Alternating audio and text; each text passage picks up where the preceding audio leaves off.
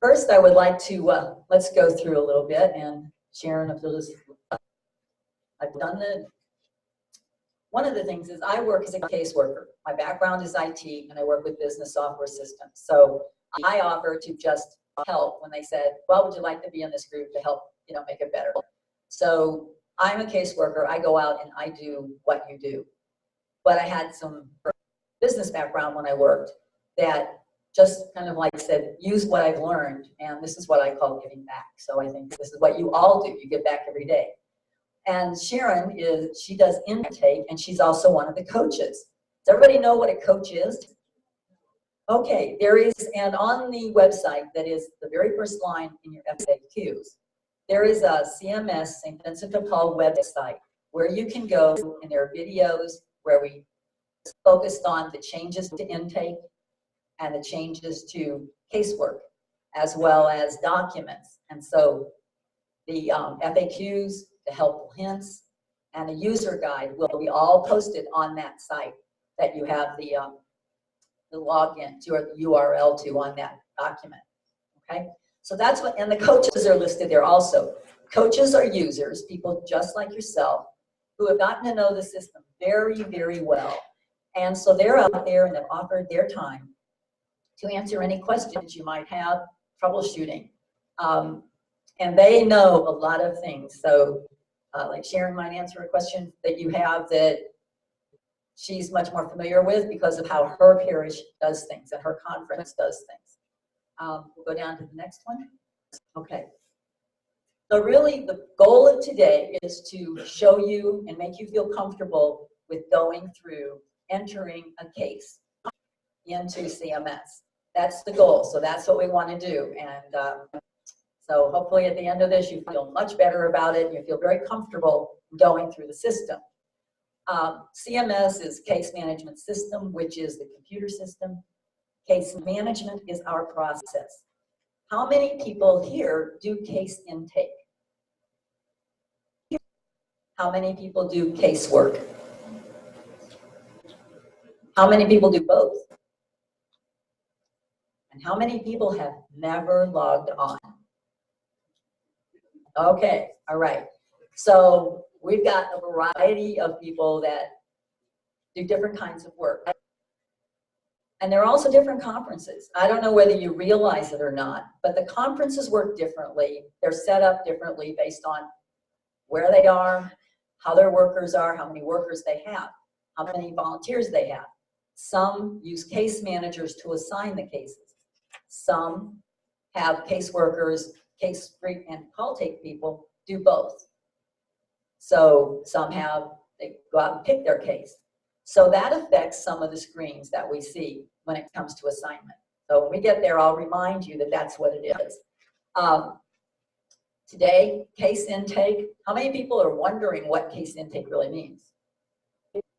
Okay, when you go out, when you get a call and you talk to the client, when you're talking to the client, case intake is actually where you input the information that you collected during that call. You get their personal information, you get their household information, you find out about their request. Why are they calling? What do they need? What is their need? Why are they calling St. Vincent de Paul? So that is case intake. Caseworker. How many are wondering what a casework means? Pretty much good there. Okay. Casework is really the second half. When you go out to visit the client, or if people come to your facility and you visit them there, but wherever you find out the details about what they need, what their expenses are, you double check on the family information, and you more or less are going through and finding out all the information down to the point where you say, this is who you need us to help you with. Say it's an electric bill.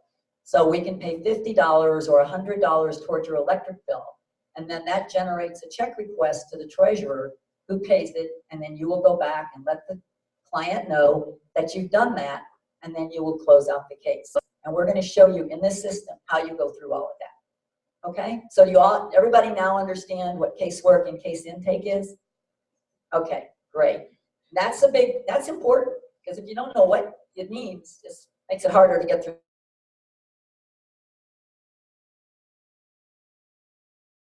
There is the other class, which is the current users, and that's in the auditorium. But we're going to go through the whole system, so even if I don't think you'll get bored. Hopefully I'll keep you awake. Okay. Next screen. Really quickly, because mostly I know you want to just get started in learning. And if you can't hear me, let me know, okay? The financial module, let me go back. When St. Vincent de Paul realized that there were problems with the system, and there were just a lot of frustration, they put an advisory group together, all right, and it's an advisory group of council presidents, conference presidents, and people that are pulling information from their local conferences, all right?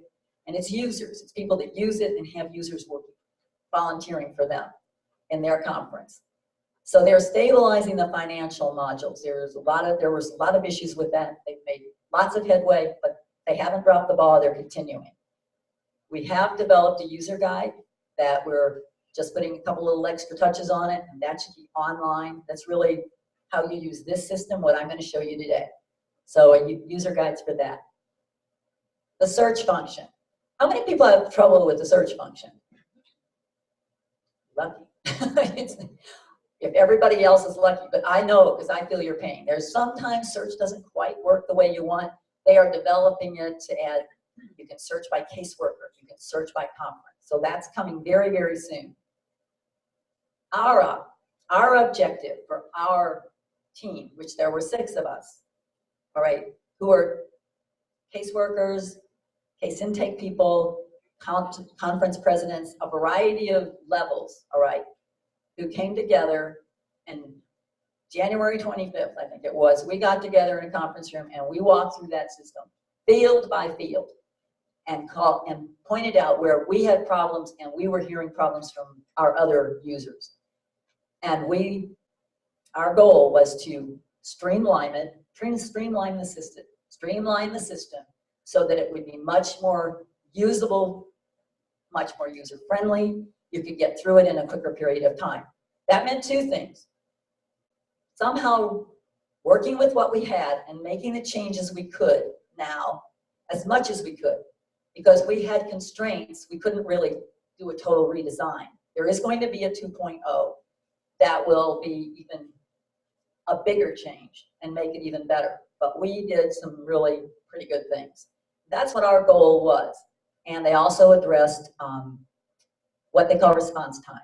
And response time is literally how long it takes you to click next, wait till it gets to the next screen. That's response time. And that's another one thing that they're constantly working on to improve with Agilart. Okay. I'm going to go through this. We had CMS 1.0 that started in October. We launched in October of 2013. March 11th, we launched CMS 1.1, which are the changes that we had. I'm going to be really quick. The biggest change we made in case intake is that when you go search, when you're in case intake, and we're going to show you this, you now can stay in search once you find your client. If it's a new client, you click a button that says case intake and you just go from there. If it's someone that's an existing client, you click on that client and you click case intake. You don't have to go out and then start all over. So if you type in 3/4 of the page of information, you don't have to do it again. So I think that's the best. And in casework, the best thing there is we took 7 situation tabs and reduced them to 3. You're still going to enter the information, but it's just compacted. And so guess what? That saved you 4 clicks. A lot of other clicks, and there are a lot of other changes I'll point out as we go through it. So what's next? Casework is coming next week. They're working on the search function, and there is going to be a void check process, and that's going to start with the caseworker, and then there will be version 2.0.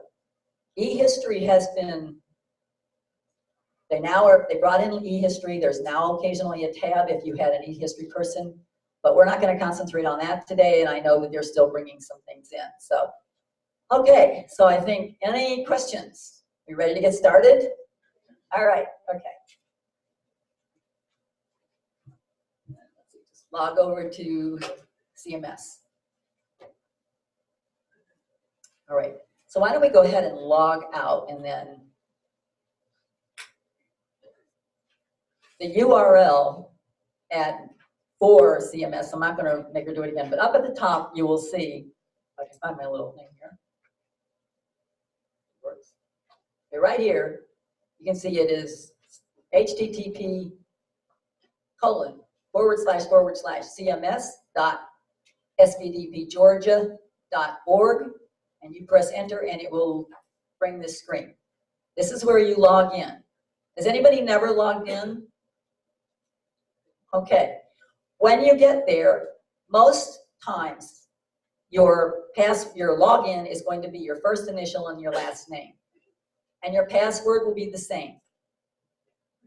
If they're not, contact your conference administrator because they can tell you how they set it up.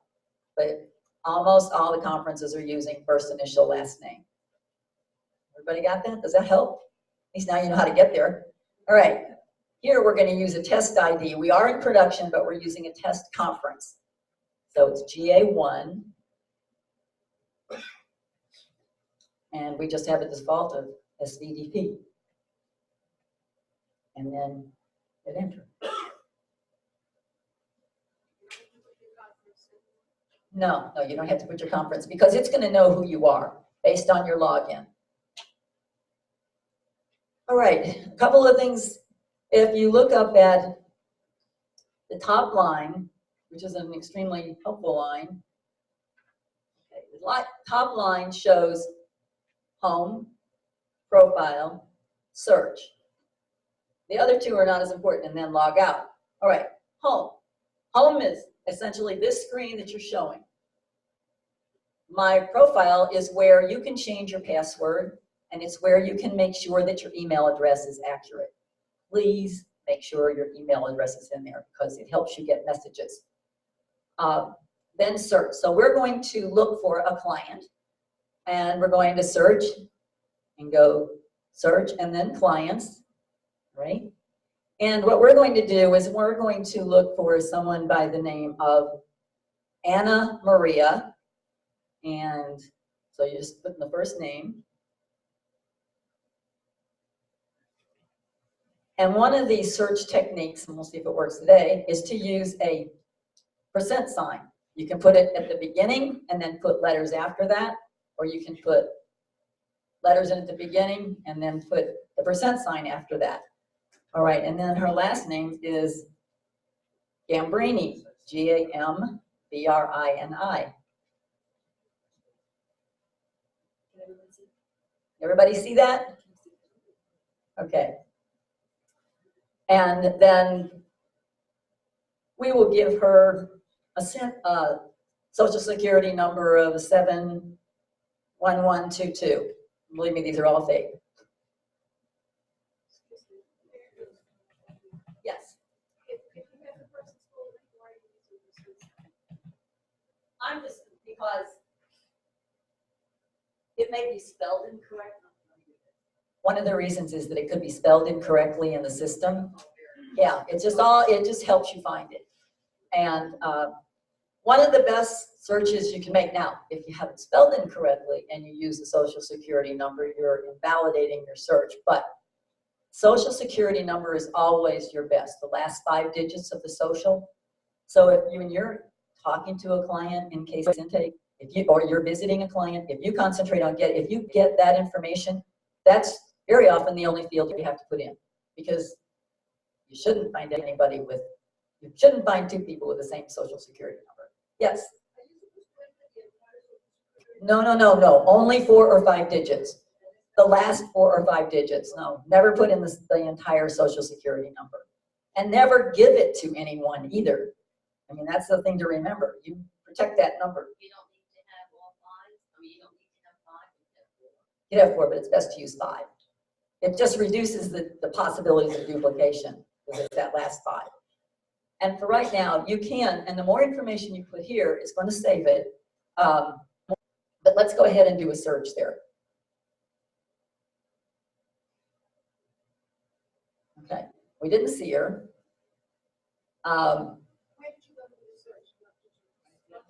Over to the right side. Over on the right. Okay. In fact, let's. All right. Let me point. If I. Get my pointer here. Okay. Let's look at these. This is the back button. That would move you back to your menu. This new case intake is the one where, since she's not a client yet, it doesn't appear to be, we're going to use this. Then the next one is to create and then search. We can do it right from here. So we're just going to do new client case intake because we're actually going to do a part of a case. There's a slight difference between an existing client case intake on the first two screens. So we're going to show you this one. Okay, so if we click new client case intake. All right, so notice one thing is we put it in and what does it give her name? It's got the % sign, right? So maybe we better put the right name in. So go ahead and spell it out.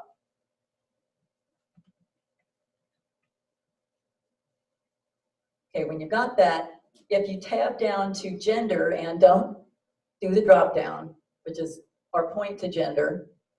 When you get down to gender and rest on that, if you do tabbing through, when you get to gender select, if you are dealing with, since you're dealing with a female, if you just put F, it's going to bring it up.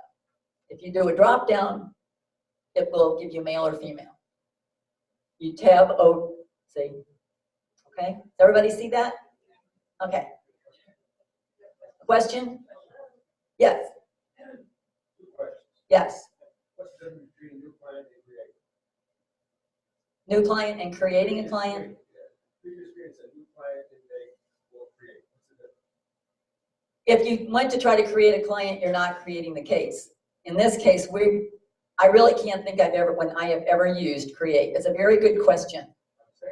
How do you backspace? I try to backspace. Lose the screen. Okay, that apparently is a browser issue. All right, so David, if you can put down what does just create mean, because I'll be honest, I've never used it, and I've been doing this a while. And then also put down about the browser issue with the backspace, because we've seen that a couple of times, and we will get an answer for you. It's not the application. It's not the application, because what we find is that a few of our, what we call SMEs, system manager experts, whatever, have had the problem. I haven't, but other people have. So it definitely, and the Agilar, our software provider, has come back and said that they believe it is they've said it's a browser issue. Chrome seems to work. I have Internet Explorer 10 and it doesn't cause me a problem. So it could even be the level of Explorer. Not sure. Okay. Yes. Okay. For logging on, typically. Typically, but if your conference may do something different, so you would contact your conference administrator if you have trouble logging on. No, your password would be just the same as your log on. Okay. Yes. When we have the questions? Yes. Yes, it'll just be an email that has all of the questions and their answers. Yes. That's why it's important that you checked in. So if anybody managed to get by Marcia over here, be sure that she knows who you are, okay? All right. All right, so we're not going to go real far simply because we want to go to do an existing client. So if you'll click down on do the drop down. One of the improvements was those scroll lists used to be 5. They used like 5 in the list, now it's 10. So it just means you don't have to scroll. So we're just going to put this pretty obvious. Let's make her single.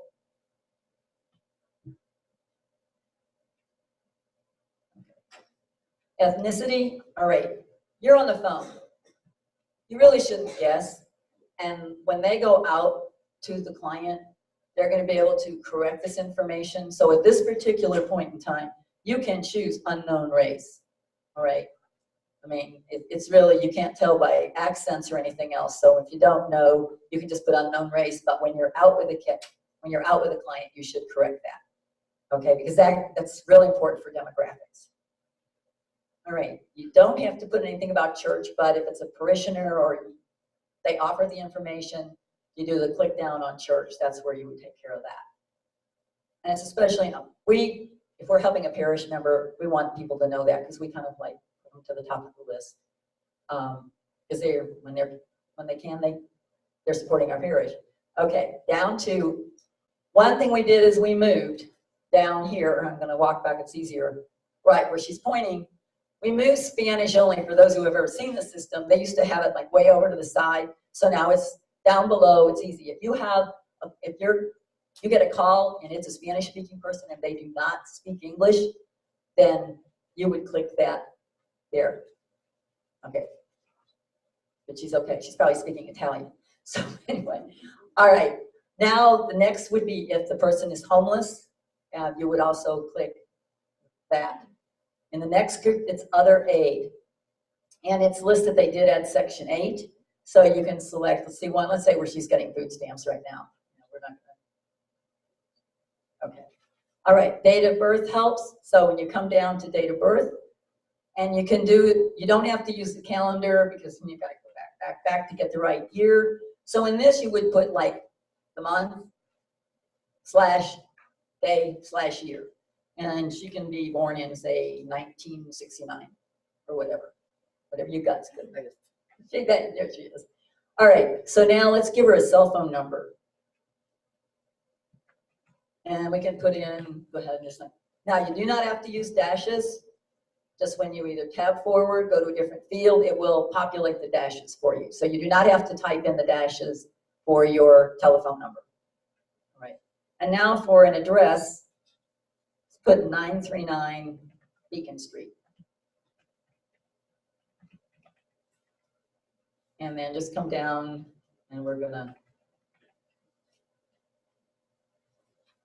come down and put Snellville.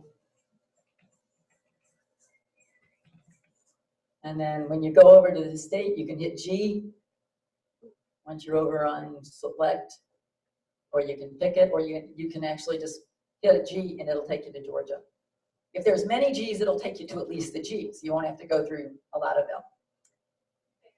Yes? Is there any specific reason why they only chose to put Spanish only up there? I mean, supposedly we had, well, I mean, we actually had someone that only spoke French and we were looking for somebody who could translate for us. I really don't know. I would imagine that right now, because in Atlanta, that is a high, and in a lot of conferences, there is really a high concentration of Latinos. I was thinking the same thing. I mean, I really think we have a lot of Asians also in certain areas, and there are a couple of other fields where you could put that in. I would say we'll get to that field in. Okay. So Actually, request details would be probably a really good place to put it. Okay, that's just a thought. Thank you for the question. Okay, and Davida, if you could mark that down. Okay, thank you.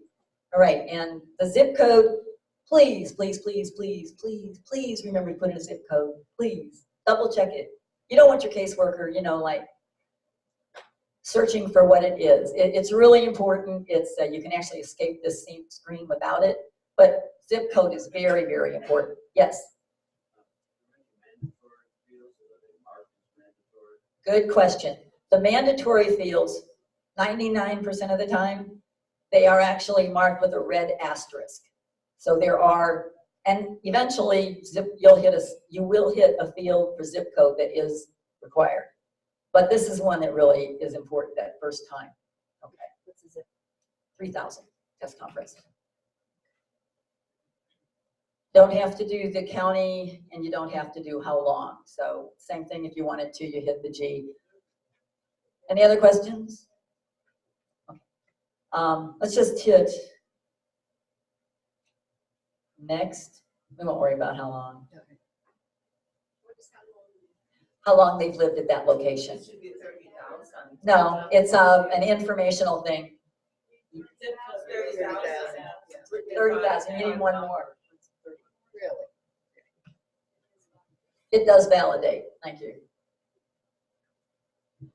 Okay, so if we hit next, and we'll wait a minute, or not a minute. Actually, one of the things that one of our SMEs found out was that if you kind of like get frozen, is maybe a good time to go down and click do just a real quick on any other application you may have open, is just click it quickly and then come back, and voila. So that one is like if you have a Word document open or something down in the bottom or up at the top, depending on your computer, if you just bring it up, bring it down, it seems to wake up the system. All right, so here we have a list, and this is called client identification. And this is where I was saying it was different between existing client and new client. The client identification tab is on the screen clearly for a new client. You're going to get the same screen in a different place, or it pop up when you do existing, which is where we're going next. What this does is the system is looking for various similarities between all of the clients in the system so that you can like eliminate and make sure that this is the client you really need.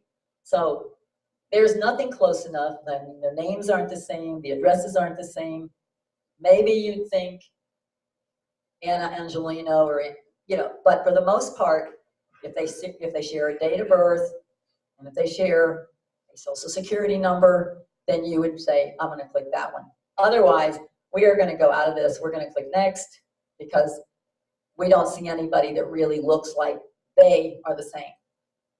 When you go there, you go to household. Now at this point, I want to go show you the existing client, and then we're going to walk all the way through with an existing client. From here through this, they are the same. So I really want to show you how to get in if they're an existing client. So everything that you learn when we go over there is going to be what you would do here. So we're going to cancel. I see you. I'll be there just a minute. We're going to cancel. And when you cancel this, it's gone. It is gone. It's deleted the case. So if you click cancel and you say yes, you can't. Don't even try to search because they're out of there. Okay? And someone had a question. You have a question? I did screen now, but Sorry. the screen that you had up, you go tab by tab, that takes you through what you have to do. Right, and we'll walk through that. Good question, yeah. It's the same thing. The way the system works, and thank you, because that is definitely an important question because so many of you are not familiar with the system. This is a tab-based system, so the screen looks more like a file, all right? So it has like tabs like a file folder if you open a drawer, all right? So that's what your system looks like. And you are gonna go from tab to tab. Now, one of the things is that you also use a next button and a previous, and we will get to that. But right now, we're gonna search on an existing client. And I have a noise existing, so, okay. So we're gonna go and search by client again. And now we're gonna put in Ivan with an I. Whoops, whoops, whoops. What happened here? I don't know, look down there. Just click on the internet. Final four. Any Kentucky fans in here? Okay, you're happy today, right? No, because I was for Oh, oh well, too bad. There you go. Okay. No, that's it. Go back up and bring it up again. That's crazy. Okay, now you get to see how we log in. HTTP. Up there now, yeah. Okay, we're back. All right, so we'll go back to search. Clients. All right, so we're going to put in Ivan. Yes. This will not go back to anybody in the e-records. In other words, if we want to check on a client to see if they were in the e-records before. If they were in e-records, they will be. You will see them. You will see them. They'll pop up, yes, and you'll see their a certain amount of their history, not everything. Well, But you will see it. mainly the case number, but that may not help us then. I mean, do you need to go back and see all the details of the case? They're bringing some information over, and I see John Pepe in the back No, there. it's not that. It's What? just, if like Mhm. within a year, we can't help them again. Our policy is for another Right. year, so we, And you should see the date they were helped and what they received. Yes, then that actually would come up in a list. Right? John, you want to add anything else on e-history? If the question is about e-records cases. Right. we had before the import, everything came over as of October 1st. All e-records cases came over to CMS. well, So you should be able. it's always been a problem for us, any of us, to check to see whether we have helped them in the past. No one of us has been able to. Well, what you have to do is, as Pat's going to go through, I think she probably already went through it, you see a past assistance tab. Okay, well, that's what I was asking. If you click on that, you will see all the past assistance that you gave that client. Okay, that's And that client could be either an e-records client or a new CMS client. Either Okay. way. Yeah, You we will have- see the past assistance. We haven't gotten there yet because we're still in intake. All right, so, and Butterworth. Yes, sorry. What happened to Anna Marie, I mean, all of a sudden?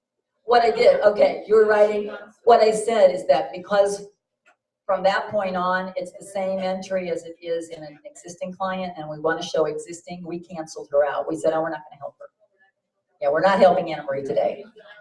Yeah, we couldn't help her. She needed about $1,400 for mortgage, and so we referred her to credit counselor. Yeah.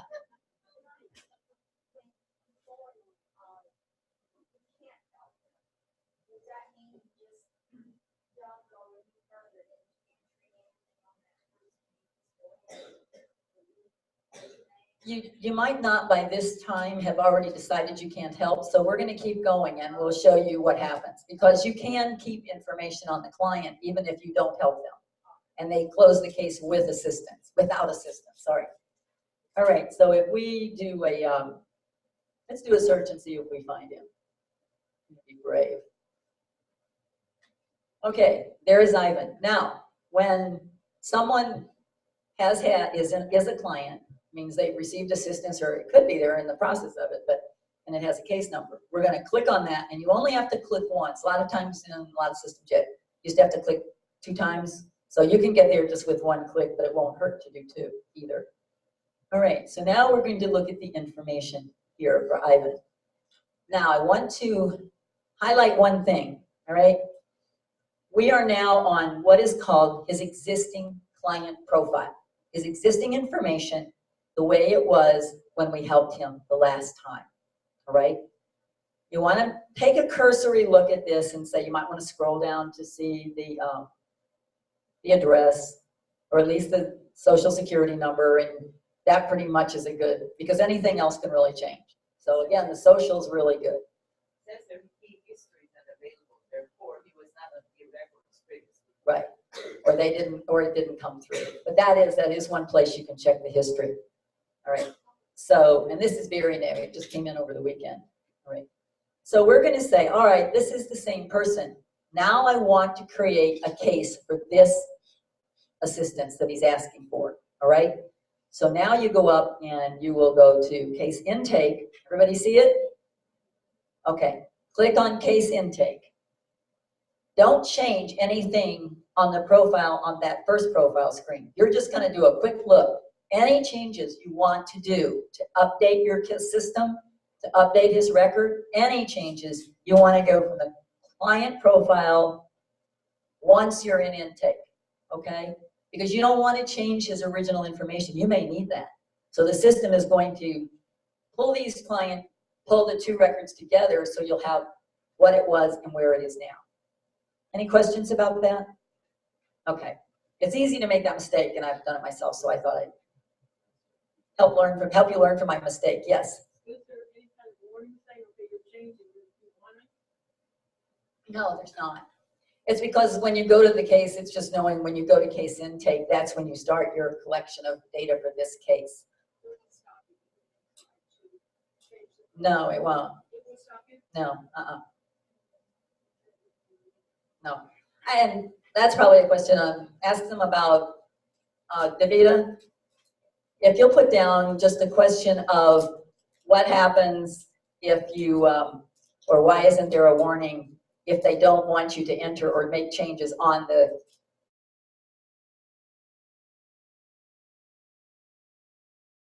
intake? True. Yeah. Yes. Any other questions? Yes. Now, on that screen, if I have the information now, the different phone number might change. That's about where we're going. Yeah. Okay. Any other question?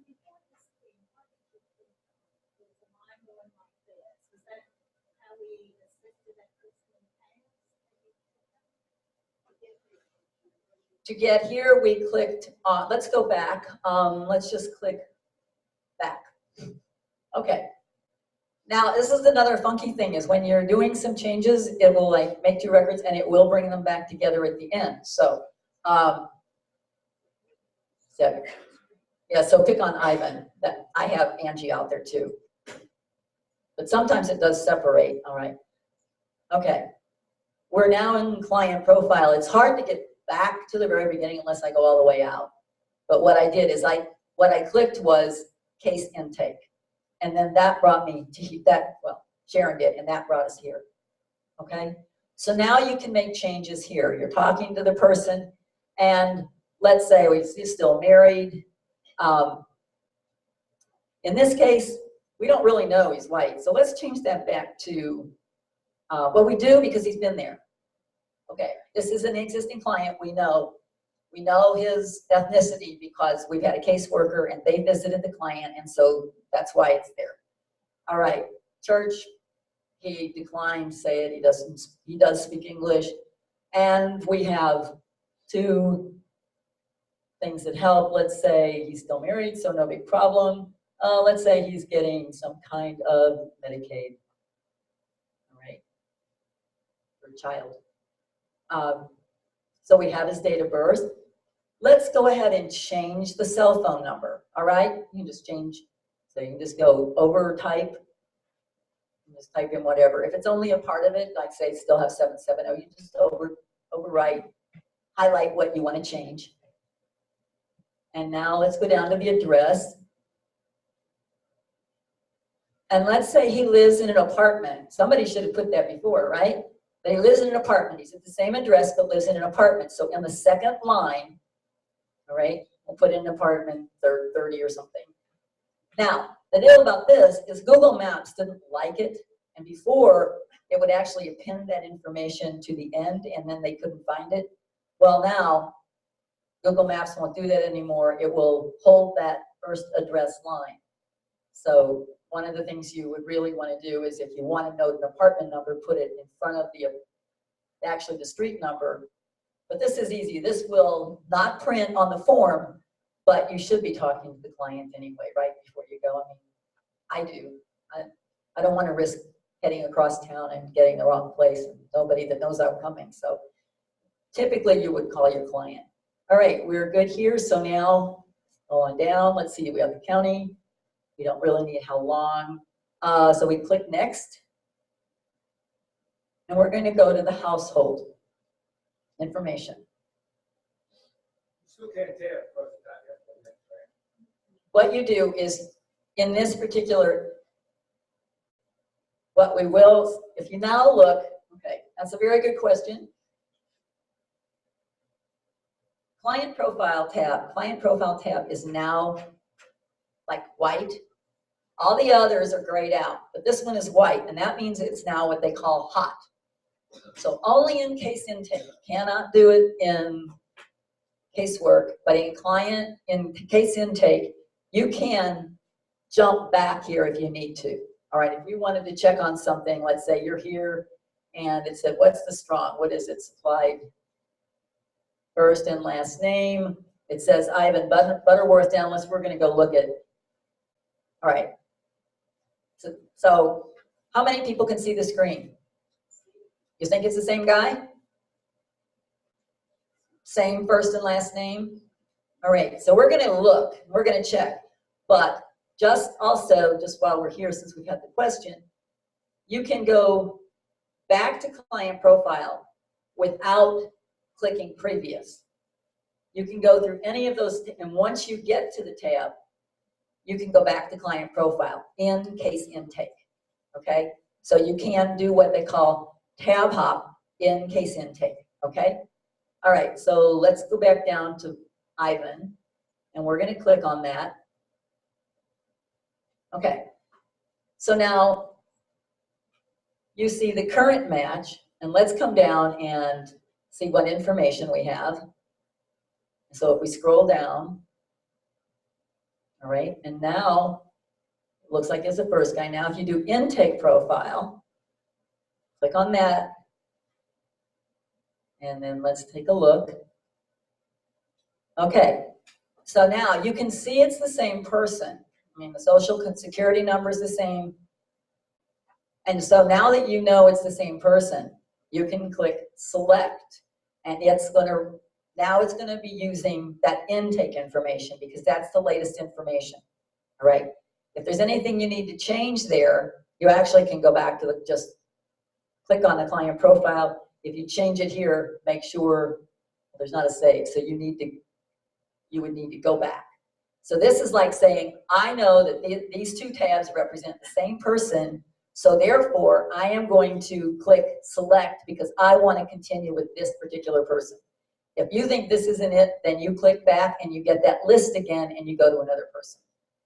Okay? Any questions on that? Okay, all right. So if we click select,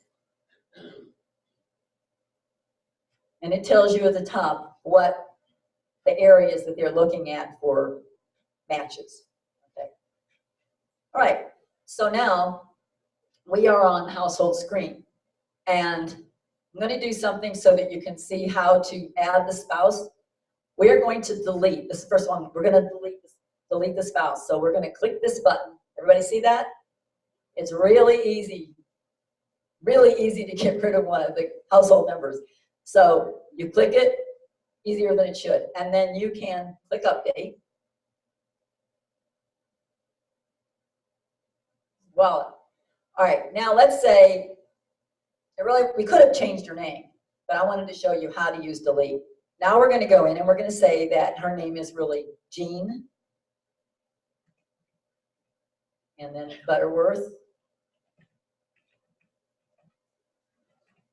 And now we're going to go in and put a date of birth that makes her not too much older or younger than her husband.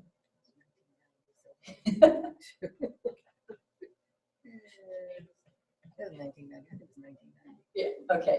Now,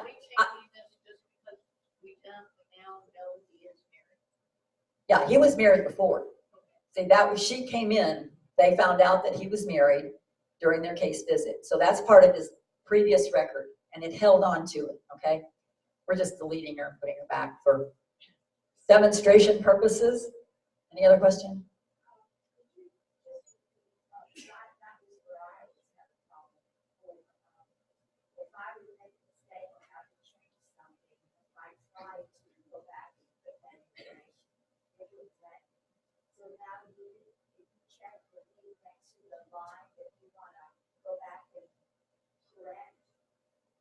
Right, you should be able, if you just want to make a change, you can like highlight it and re-enter it. You can highlight it and re-enter like the first name. You don't have to get rid of the whole thing. Okay, you can do that like this. Like, let's say it really should be spelled Jeanne. You know, let's say, you know, mom wanted to be different. You know, some aunt had a name spelled that way. All right, so now one of the things that happens when you click up, we don't have an age yet. My recommendation, this is a personal thing, if you can get a person, if people will tell you the month, day, and year, then you put it here and the system will calculate the exact age for you. If you just put in the age, what you are going to get is a person who was born on the day you enter the information, but the year will be what you put in. So it's no harder to just put in their month, year, their month, day, and year. And then you don't have to do anything yet, you go over to gender, and you do have to put in the gender. So you would put in female, and then you put in the ethnicity, and we'll put Caucasian. And now we want to know, we want to identify her as a spouse, right? And you see this line that says spouse. So what you do is you click update, because you have to update it in order to get the list of family members up into that location. Now you do a drop down, and she is there, and you click her name, and she appears. Okay? Any questions? Does that help? Now let's say they now have a child. And so let's say the child's name is Mike, Mikey, something like that. Butterworth, same parents. And give him a date. Let's say he was born in 2012. Got a little one. Okay, you go again and go down and select the gender. You could have just typed an M and it should say male. And if you go there, you should be able to put, I think, a C, and it would do. Now, if you want to, as you want to add, you tab across, and you have to get to the very last, which is Social Security number, and you can put that in if you care to. And for wives, especially for spouses, it really would help, because that way sometimes, you know, you have them, the client is the husband, the client's the wife. I don't know if that ever happens to you, but it happens to us. And so you can put a social in, the last 5 digits, and then you can go to the next line. So, but you need to tab to the end. That's a system thing. All right, so now, let's say we're good with the household for now. And we'll, again, you have to click next.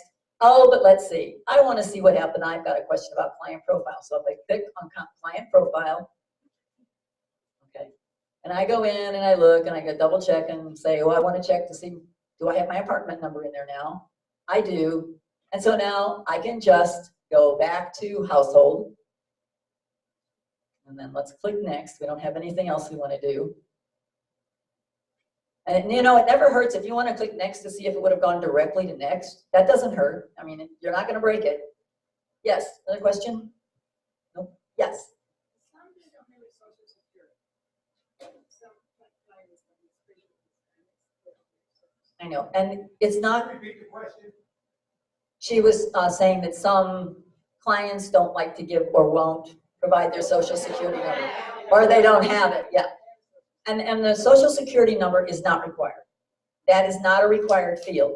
It is very helpful if you can get it, because it makes your search so much easier. But it's not required. This is one that's not required. Yeah, we realize that. Some of them have TIN. Can you put TIN, the taxpayer identification number, in place of the SSN? Yes, yes, you could do that. It's not a validated field, okay, obviously, since we're playing around with it. Right. Now this is we are now on the request details tab, and this is, yes, I'm sorry. I saw that you went, sometimes you update, sometimes you went next. Does update and next do the same thing? Update is like a save. I saw when you put the information in, you went to next after putting all the information in, before you went to update. The reason, okay, I can explain that.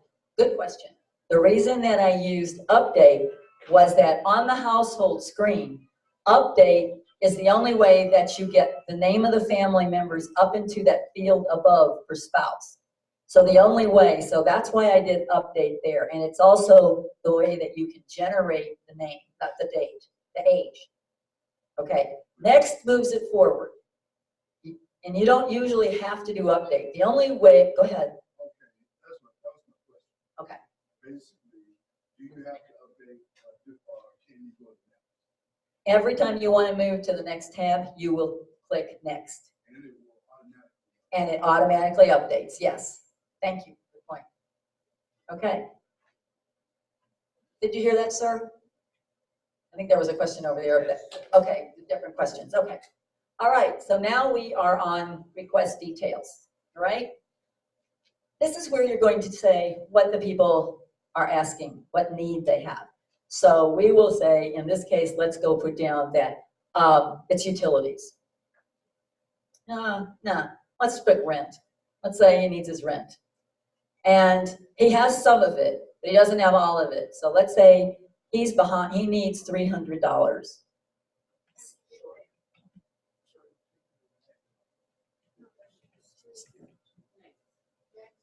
No, she didn't hit next. Go back over. She's wondering if she tabbed or just clicked on it. Let's go back. Okay, go back and just click on Ivan and it should take you where we are. Okay, Okay. so right here. So you go there, you choose rent, and then she's just clicking on the field. I clicked on it. You can either click the field or tab to the field. Okay, click or tab. All right, so we're gonna say $300 needed for rent. And you might want to put eviction date of mid-April.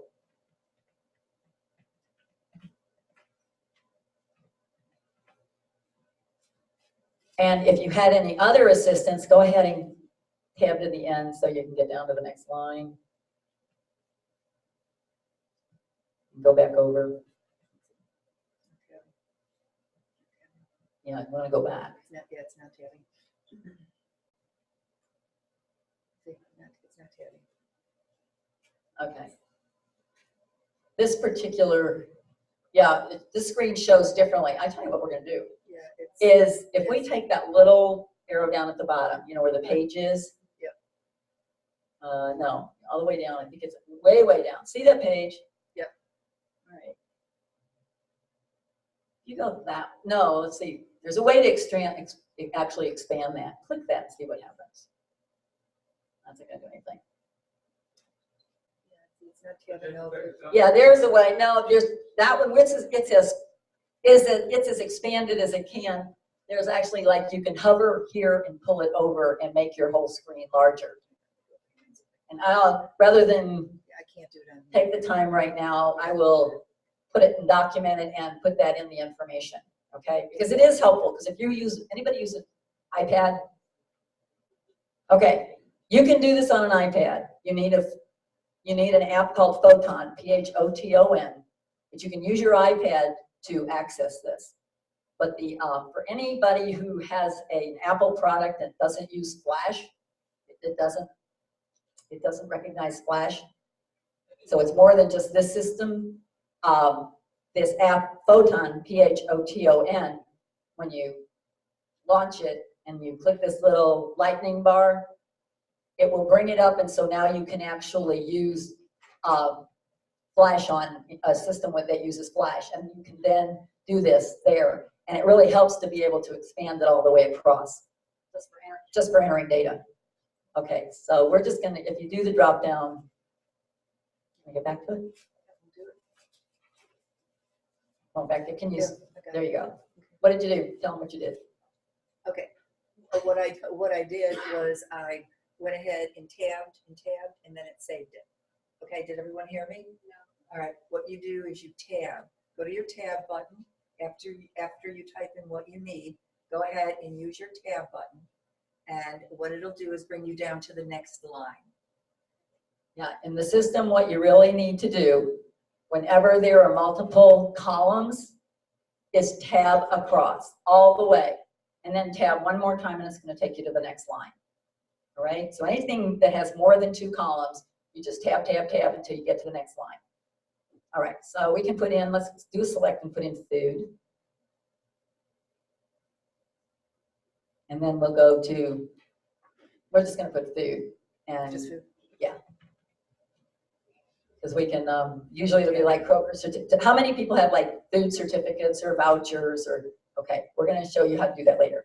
All right, so now we go next. And notice client profile remains light, and you could go back to that if you want. Right, so. Okay.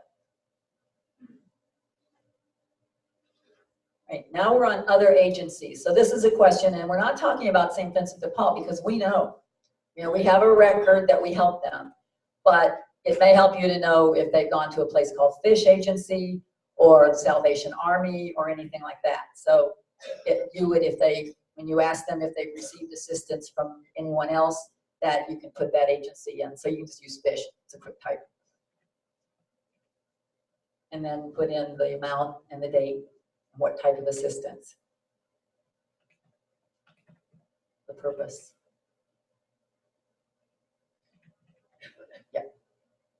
And then you can click next. Right, so now we have their eligibility, which is essentially if they are a past client. Let's look down here. We talked about past assistance, right? We talked about it. So right here, if we click on this, you will look and it will give you a list and it shows you that, now obviously in a real world we wouldn't help, we typically don't help more than once in a year, but we'll pretend this was last year. So we are going to look at this, we can see how much we helped with, and you can really kind of just get an idea of what's happening with this person and do you want to, and really the question is, do you want to continue? Are we going to help this client? Whether it's depending on the amount of money or whatever. Yeah. We had this question with a client some time ago after the interview, and just had that little hair on the back of your neck standing up feeling. Uh-huh. Can the system be set up so it also cross-checks addresses? Because people will tell us they're only one living there and we help them. Mm-hmm. Someone else with the same address comes back with different social name, and we have no way of knowing it's the same address. That's a good question. If they're in there, one of the things is if they're a different address, it's different. I might let it alone. So are you gone? Okay. One of the things, and that would be a question. That's a good question. I get that a lot. The question is there a way to kind of like cross-check people in the same household when they're like the client that calls is different, they're at different addresses. That's one reason why you want to put down a social security number. And also, you also have a search for household members. So you can look up a household member if for some reason you have a suspicion. If you go back and rewrite the program to add that, you'll need to show the year the assistance was given, so we can be certain it isn't just a whole new person moving to that address for someone that before. Right. But we had that the other day, and we feel very, that the address just stuck with everything. Yeah. We had heard it before. Now there is one situation, and the only thing is you can red flag a client. It may not help in that situation, but you can red flag a client, and if that address sounded familiar, you might want to go in and look at red flagging that client. Well, when the IRS is doing this with people, Mm-hmm. and kind of like, maybe we need to notice that too. Yeah. Yeah, I'm sure that you are not the only conference that has that. I know we do. That question comes up a lot. So, Davida, do you understand the question?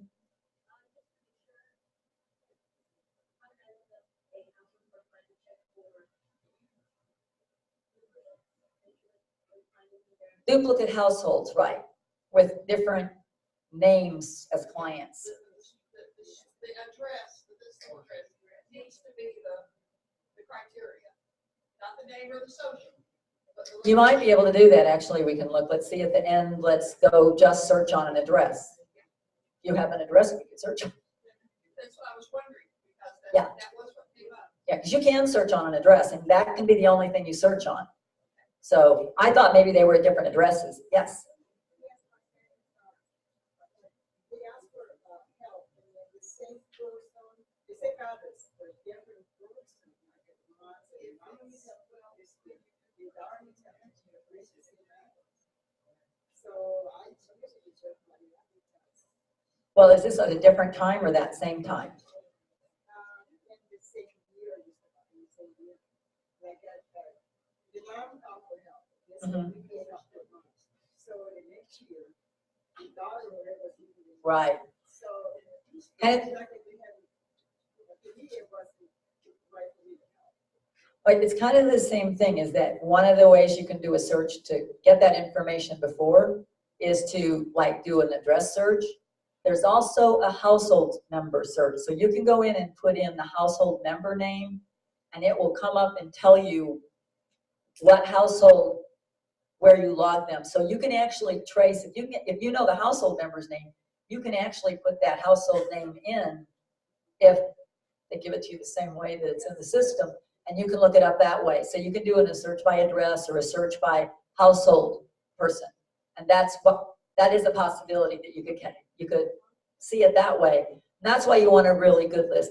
And as far as whether or not you help them that way, that's kind of a conference decision or, Yeah, yeah, that's the thing. And then when I, like, I went and there were the same people, I recognized, you know, they read up, Right. we go visit people, so the same person is. yes, yeah, I understand. And it really is, at that point, if you're gonna go fewer months or help people within a time period in the same household, that's your conference decision, Yes, I'm conscious. but the system can help you find it. And I would use household name and also address, as well as phone number, although those change. Okay, so now we see this and we're going to say, all right, at this particular point, now, what I would like to do is, you see up in the middle of the page, the case number, all right, up, right there. You see that case number? Once you click next, you are making a decision that you are going to, in other words, log this case, and then you can assign a caseworker or let it go to a list for unassigned cases. But once you leave this, you cannot go back. So it's always a good idea to write down this case number, because if you're searching for something, case number, once you have a number, is the easiest way to find it. So I would definitely recommend that you log it, a case number. And now we will go ahead and click next. Sorry, what? You'll see. You can go back from that screen we were on, but you're making the decision that you now want to go do a case. So when you click next on eligibility, this is just getting information about the client so that you're going to say, when you click next, now you're going to assign it to a caseworker. So you can go back at this screen. You can cancel. You can get out, you can cancel it and lose the information. But once you click next, that is actually saying, we are going to do this, we are going to do this case. We are committing to go out and visit this client or go sit in the office with them or whatever happens. So once you do this, you have now logged as a case. Now that's not to say you can't close it. You can close it without assistance, but it will be a case and it will show up for somebody or sit out in your unassigned case list.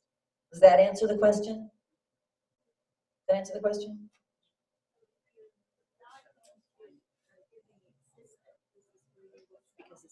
Not necessarily. You can still do a case to get additional information. Yes.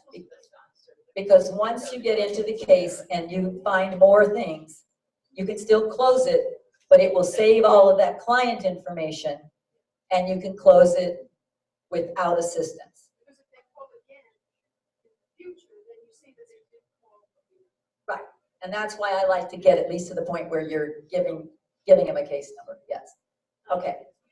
Yes. When you look up cases as a case book, and you look up a case by its case number. Yes. So your intake person, you give the case number, and then you can look it up.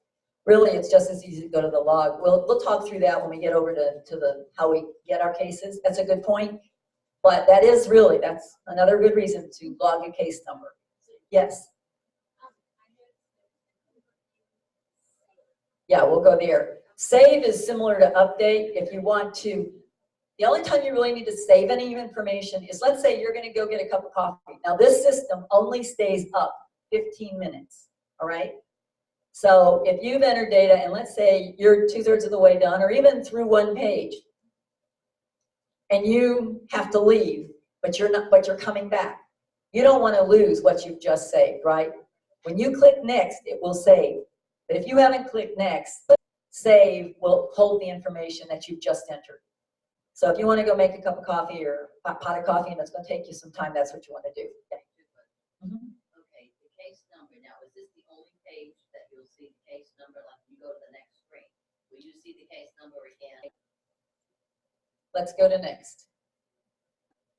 And we're going to, you can cancel out here and say no. Okay, and then also when you click next, Mhm. that saves it. Is that correct? Yes. When you click next, it saves it. So let's go ahead and say yes. We're going to save this case. All right, now, see, as I said, it doesn't give you a number or anything else. It is really what it is doing. Now, this is where conference configurations and setups comes into play, all right? My conference, we use case managers. A caseworker never assigns it unless you're like me and you have a parishioner who asks, and I'm a caseworker, and I'm also a case manager, so I can go ahead and do it myself. But typically, you're going to get a different screen. If you have only people in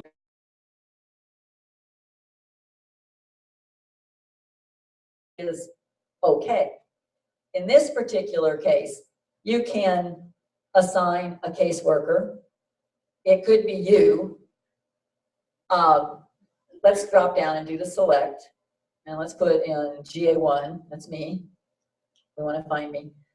You can assign a case manager. I wouldn't do it in this case. Your conference may not have you do that. So whatever your guidelines are in your conference, you follow those guidelines. And if the screen doesn't let you do what you think you should do, call your conference administrator or give me a call. You know, my number and name is in that handout. So, or call Sharon. She's there too. All right, so let's say secondary. I'm going to show you, but I'm not going to sign it now because I need to show you how to do it if you need to do it when we didn't know who the secondary was. You do the drop down on secondary.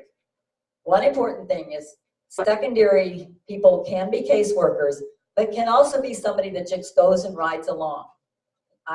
Is there any conference that has a caseworker go out on a case all by themselves?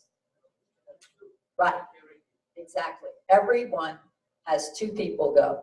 So your secondary caseworker, sometimes they don't have a caseworker available, but say somebody who does intake, or maybe it's treasurer, but that person just has to be set up in the system as a conference member along with anything else.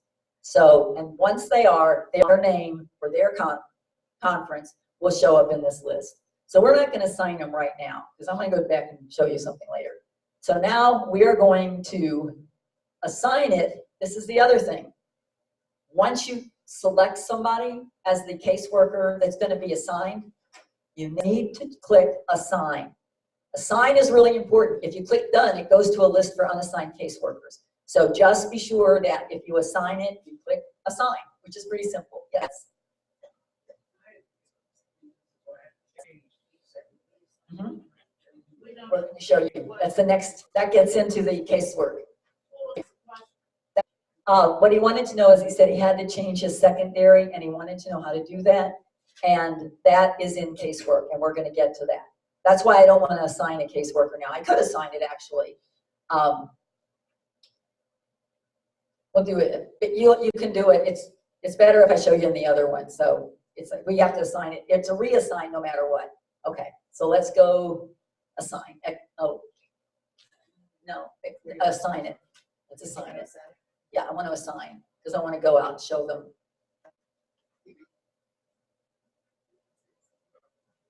It doesn't say save, it just you assign it, and then now it is over and we're back to our home screen, all right?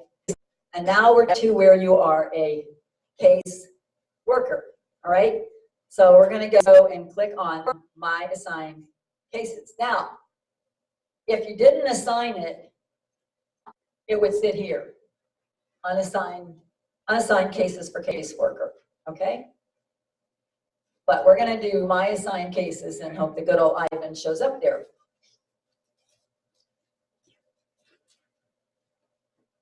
All right, there's Ivan. All right, so now I'm going to accept the case. Well, Sharon's going to accept it for me. Okay, so just click on that. It brings up your case. All right. And the first thing is, if you look at the bottom, this is something called an accordion. All right, so if you see the word accordion, we're not talking about a musical instrument here. We are talking about these three. This is the client, and that's the client record. All right. This is the request details. So if you want to look back when you're moving through the system and you want to see what the request was, you go here. And if you click past assistance, we'll see, all right? We see what we did before. This is where you would see if they were helped through e-record, and during the e-records time, that would still show up there, okay? All right, so now I'll just click back. Okay, click on it again. We'll go back in. All right, the printing of the case record form. All right, we're going to click on that. That brings up a written document. Does anybody use it? Has anybody seen it? Okay, all right. So click that.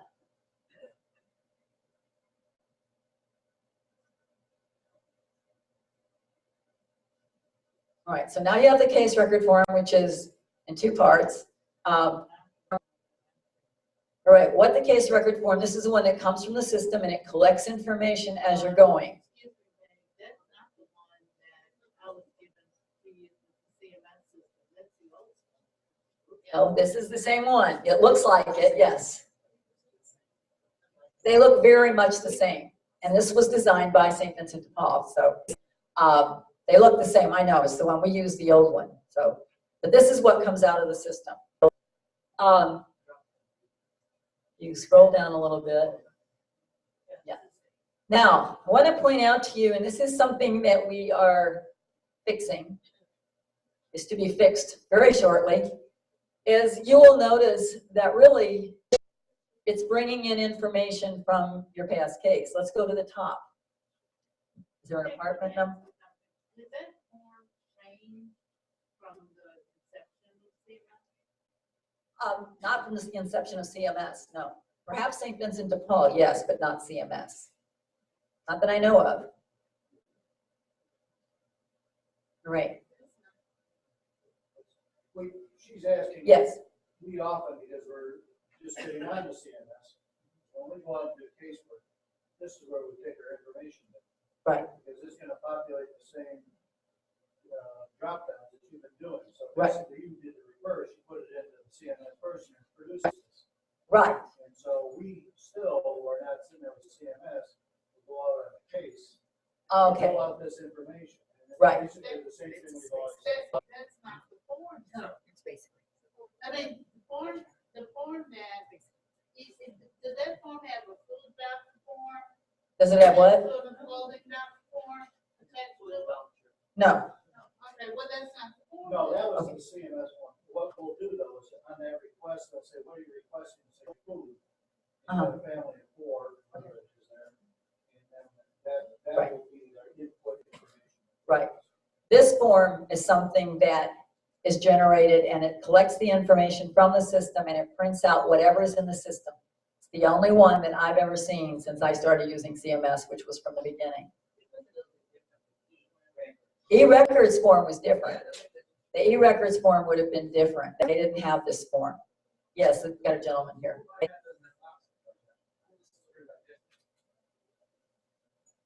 That might be something on the way the printer's set up. Because when I print mine out, I get the boxes. Oh,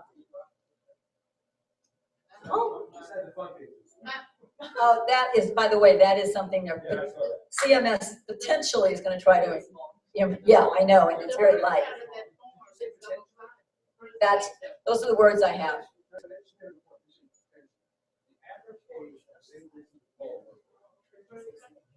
Is higher than 35. I understand that. I'm there. Yeah, you are preaching to the choir. Font size is black on blue. Okay. Okay. Davida, if you could please, yes, you got it, right? Okay, yes.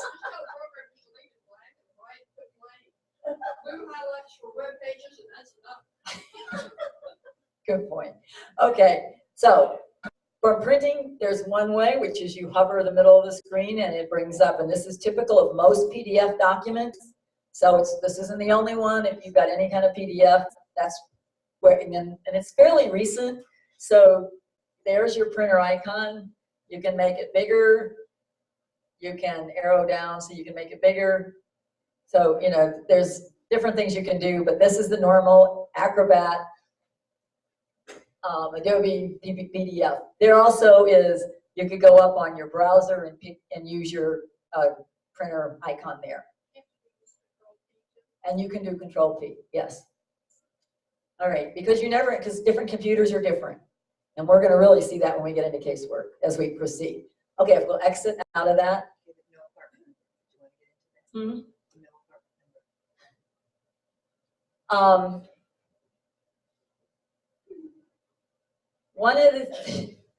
number. One of the things I want to warn you about, all right, you want to be sure that thank you.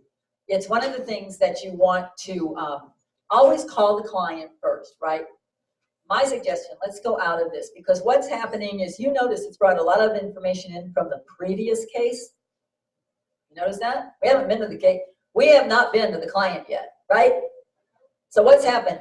We have that they paid it, and if you went to the second page, you would see the check number. So this is essentially old information.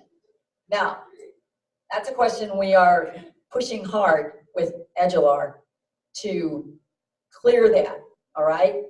Because if you have old information and they're printing the old address, what's gonna happen?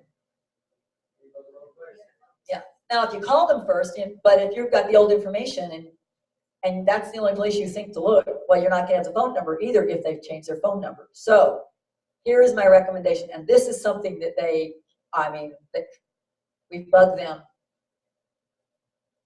this week big time, and they just didn't get it done in time for today. But it is number one on the list right now because it is critical. So let's exit out. Google Maps was fixed though, in that Google Maps, and because we're not using a real address, we're going to see the world. So when you do Google Maps though, what I do want to point out is that it will not append that second line, which means that Google Maps will work for you now. It didn't, but it will. Now that we're here, this is my recommendation, all right? You really want to look at the client, and let's go down and see what we have in the client. All right, we have his apartment number. My recommendation, even if it's on the form, but until this is fixed, always go to the lower part of the screen, look at the client information. That's the latest client information that's been in the system. So it's the newest phone number, it's the newest address, it's the newest anything that your case intake person put in. And that makes sense. I mean, that way at least you got the phone number and you can proceed. Okay, so if we want to go to next.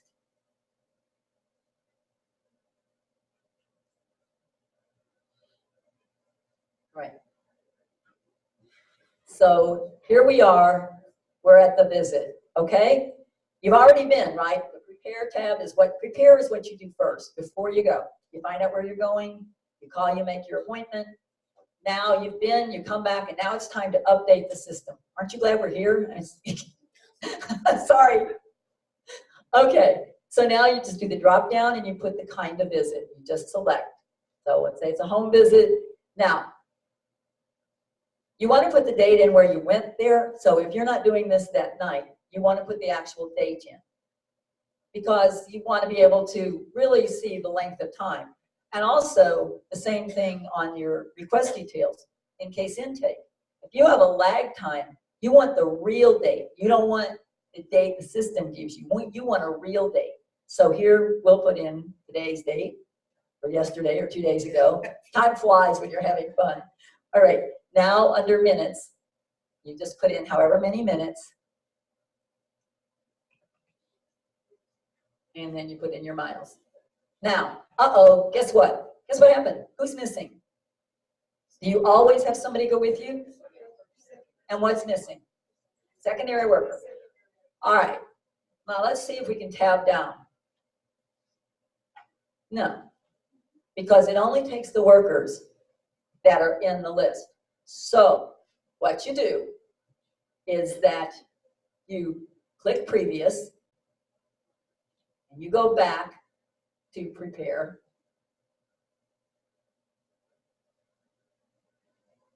And now what you do is you go to your advanced tab, and the overview tab in case intake does something very similar it lets you, yeah, click the advanced tab. Thank you. It lets you scroll across all of them. Puts in a little bit of, so that way, instead of, if you just want to look at something, you don't need to change it. If you want to look at something, you can go to the advanced tab, or you can go to the overview tab, but in case intake, you can hop. So what we see is that we are going to go to secondary worker, go back up to, I'm sorry, go up to reassign. Click reassign. No, go back to advanced. I ended up, it's okay. Click secondary worker. Go all the way over to secondary, select, and do a drop down and put conference member. All right, and then click reassign. Okay. And now go next. And they should be there. Okay, there you go. So you go into advanced, you click on secondary worker, or if you need to change your caseworker, you know, so you drop down and pick who you want, and you click reassign. That will bring you back, and then to the prepare tab, and you go forward. And now you can put in, usually your primary and your secondary should have different amounts of time, because your primary worker is the one that's doing all this fun stuff in CMS. Okay. And 0, and it would be 0 miles unless they're driving separately, right? So have to have something. Yes.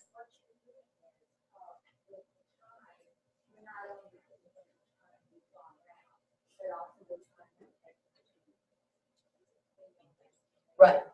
Yes, it's the time you spent on that case. You know, I mean, if you went and if you dropped something off for them, if you went and got them food, you know, anything that's tied in with that case is what you should put in. All right. Question? Yes, I'm sorry. Secondary, if you have put in a name, but it's been changed, whoever is going to be secondary, is it easy to change it, the name? They have to be in the list. Well, right. Right, yeah, you just go into, you go to advance, and you go and do the drop down, and you pick the name you want, and you click reassign. Okay, so it is easy enough to change. Oh yeah, it's easy to We change. have that sometimes. We have to change. Okay, yeah, yes. Suppose you take your husband that day and there's no one caseworker and he's not saying he's a full worker and you want to do that.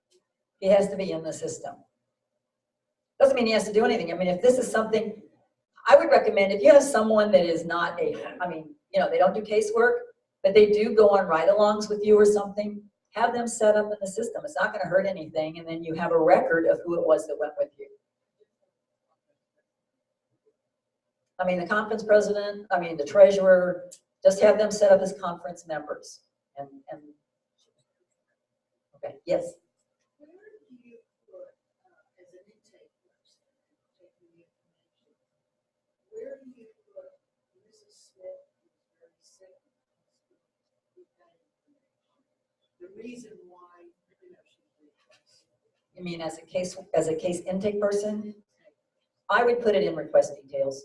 That's what I would do, because there's not a lot of free verbiage in there. I would just put anything on that comments line. Not a lot of verbiage, but on comments next to the amount. And some people put their the case. Actually, it's not a bad idea to put the case intake name there. Eventually, one of my requests is that they populate the case intake person's name on over into the case work. Sometimes, you know, I mean, we've had, you know, you try to, I mean, people do a good job, but every once in a while, if they don't put a phone number in and you don't know who the caseworker, the case intake person was, like, can't call, you know, can't get them if you can't get their phone number. So that's not automatically. Not right now. System, like it was on. Not right now. It's somewhere in the system, it just isn't being brought up. It, you know, we don't see it, but it's in the database, so they can do it. That's what we've asked. Okay, so we can move forward.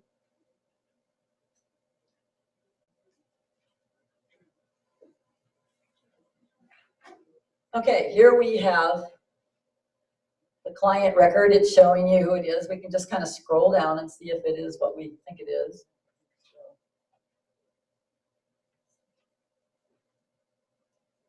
See it Go scroll? here. Yeah, just go, Yeah, it won't.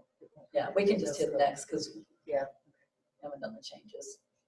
There were a lot of differences, but this is, we're gonna bring it across, okay. Now, this is where what you do is, same thing as we saw in case intake, right? Same thing we saw is it's giving you two choices. So here, this is where you can correct any information that maybe you still need to correct. So you go in and you make sure, let's see, are we adding anything extra in aid or anything else? So we're gonna say it's still the same person, you can. And then click on the potential match because, yeah, that tab. All right, so it's just comparing, it's again comparing the two, all right? And if you have any changes, you would make them.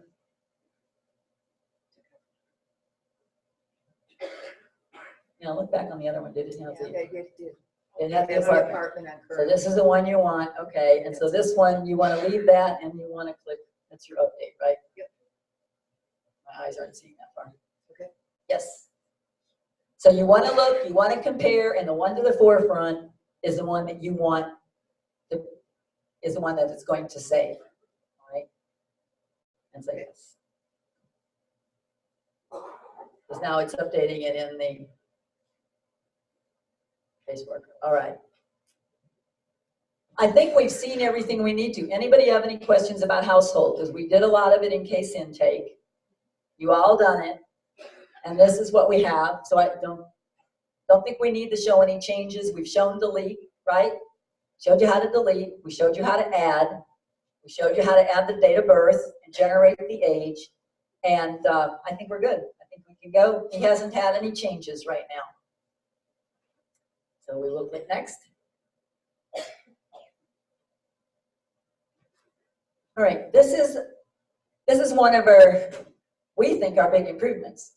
Used to have 7 tabs to do this information, and now you have 3. So this is a combination of 2. It's like the current situation, what got in here, and it's free form text. And the next is the plan for the future, the client's plan for the future. Both of these are required. Now, most screens, if you have one setup, you might see both the top and the bottom, the 2 sections, all on your screen. Mine looks like this. So they are required. You can't leave it unless you fill in both sections. There is an asterisk there. But, okay, so you can just put in whatever. I did. Oh. It went away on me. Oh, you want to click do the unfreeze, see if it'll work?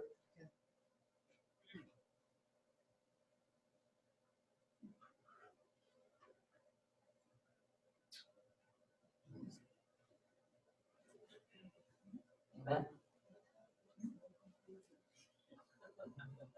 Okay, see if this unfreezes. You do anything? Not unfreezing. See if you can click on the bottom. See if you can click next. Yeah, click next. What does it say? Please provide a value for future clients and for future. All right. There's no scroll. It's fun to work with a computer that you No, don't there's no usually work scroll. with. Okay. Sit back. Let's go. That was the- Yeah, exit. Go ahead and Let's exit just because it'll exit. come back in Yeah. where you were. All right. One thing is if it happens to you, you can click out of it and it will remember where you were. So when it comes in, and we have the treasurer, we have the other CMS class, and we have the conference administrator, all working together. So in the system, okay. All right, so now we'll do this. And she changed. This is one where some people use it, some don't, but you can actually change the font on this one little section, these 2 sections.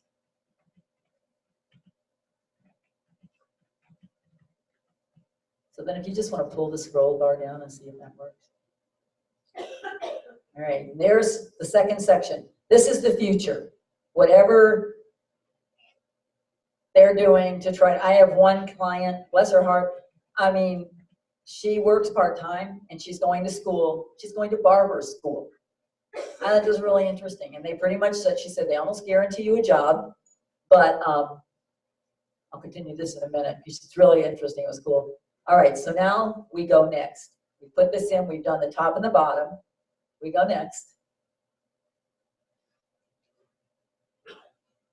All right. So now, on this tab, number 2, this is essentially their employment, their income, and it is their expenses. All right. And it is not a required tab. This is all depending on your conference and you. If your conference president wants the information, then you fill it out. If your conference doesn't require it, but it helps you, fill it out. I like it. If I ever have to go back or somebody else has to pick up my case, it's nice to have that there if for some reason I have to go out of town or something. So anyway, usually we close it pretty quickly, but all right, so here, the other thing is, you'll notice it brought in information from the past. Now, this is a question to you, and we're moving along pretty well, but I don't want to shortchange this. I'm going to ask you a question. As a caseworker, if you're going out on a case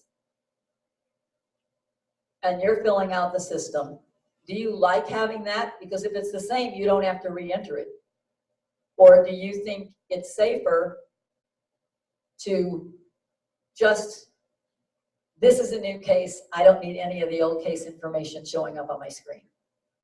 Because this is what it does right now, and you can overwrite it and you can delete it, and that's what we're going to show you. But at the end of the session, so I'd like you to think about it, because I'd like to take a show of hands, because we're trying to get a feel for what people want in 2.0. And I think this is something, some people may feel strongly about it one way or the other. If you don't mind, my vote is get rid of it.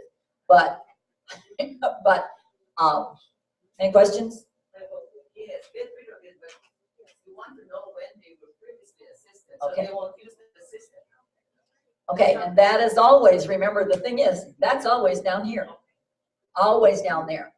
So that's one of the things there. So, Davida, one of the things is I asked, do we want the old information? And yes.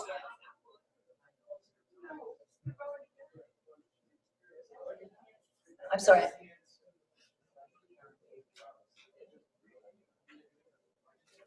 Oh, okay, sorry.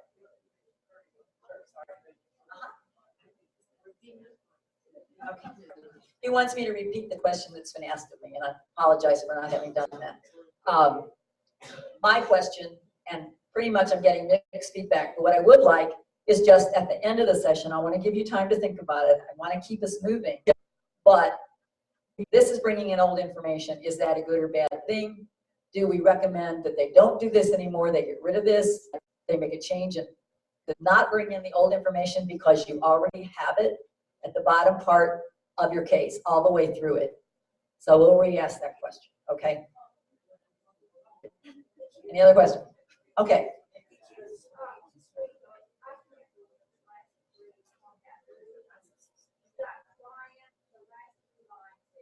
Okay, this is the first of the 3 in the accordion is client. That's your client profile. The next one down is request details. That comes actually from case intake, where they told you the help they needed and how much, right? And then the last one is past assistance. And that's a list of, if they've been helped 5 times, you're going to have 5 lines, okay? All right, so up here at the top, we're going to say, all right, if he's unemployed, well, not working now. So, but he worked before, that's where he worked. That didn't change because he hasn't worked since. So that's going to stay the same. If you scroll down, because there are 3 sections here. So you scroll down, and we logged before food stamps, but is that something that it's still the same? Has he had a change? Maybe let's say it's up to 450. So you just type over it. Oh, Oh. wait again. Okay. What would you see in that? Hey. The good thing is I can always get back and it doesn't take very long and it takes you right back where you were, right? Okay. So now you can click, you can correct it. Social Security, say they disability, so that's what his payment is. It hasn't gone up, so we'll leave it. But let's say, let's click here. And does he have anything else? Let's say his wife has taken a part-time job. So we're going to click spouse. And over here, we're going to put, say, $600 a month. A little bit of extra money. Right now, the thing is, every time you want to add a new line, you have to go all the way to the end, through to the comma,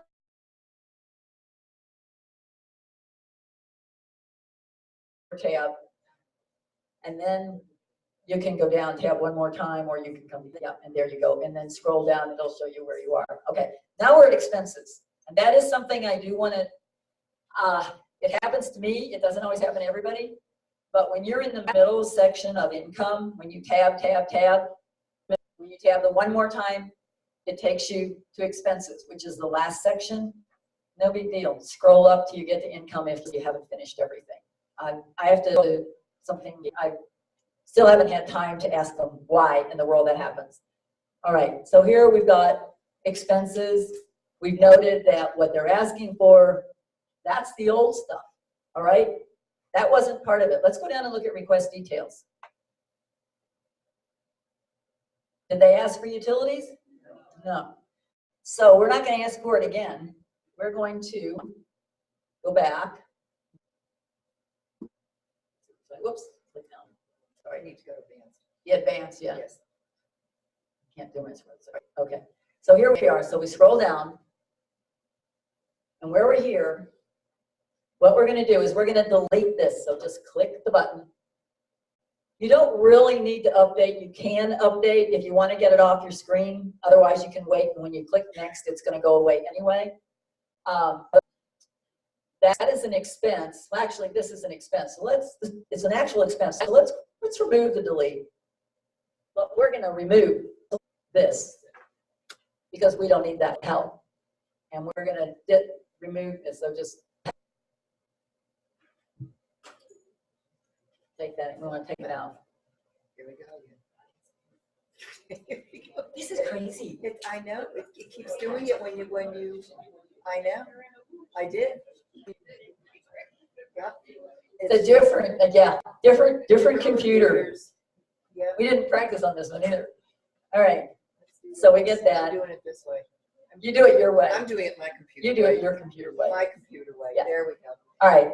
So we get down here, and what we have is these expenses. We've got rent and mortgage, outstanding bills, but this is where we wanted help, and they were $300 behind. So over in outstanding bills, you want to put $300. So you're pretty much matching what their assistance request was. And over in comments, just to make sure that it's visible to people, you can put disconnect mid-April, because that's what it says.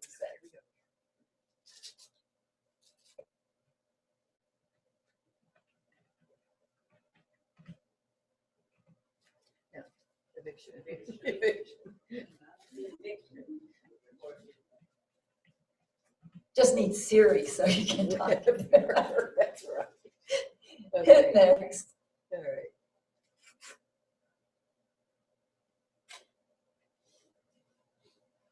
All right. Now, this is another tab that has 3 sections. All right. The first section, which is underlying causes, is required. You have to put information in. You can't go anywhere without it. So we're going to say poor health because he had disability, and we'll say limited job opportunities because that can be a problem for the people with special medical situations. All right, so we've done that. Could be, and this is a list provided by St. Vincent de Paul, and it is required. Now we come down and scroll down to how is it taken care of in the past. Remember that today we took, oh, Let's go back. that's weird. This is definitely this computer. One of the things that we talked about was we took all this current information, right? We already have what his situation is now. So now we're talking about the past, and then we're going to talk about the future. So, click there. Okay. So we'll click. That was how it was once upon a time, and they were getting food stamps, maybe. So the food stamps was on the list, and now if we can scroll down. Can't scroll down. There is one more section. That is something with this particular computer.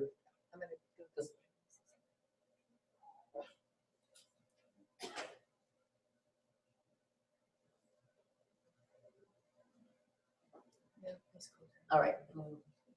I can promise you there is a scroll down. I've used it constantly. So, and it's like learning, getting this screen bigger. Sorry.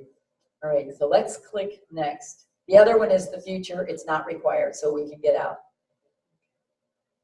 One thing I did happen, I found that when they did something, it had to do with my toolbars, and I had a similar problem. I couldn't get to the next one. I could not get it on my laptop. And I realized that I had 2 or 3 toolbars up there from different things and I got rid of the toolbars, and as soon as I did, the screen gets bigger, and all of a sudden I could get down to my information. So many times the gremlins in your system are not necessarily just this computer, this system. It has to do with your internet or your own computer.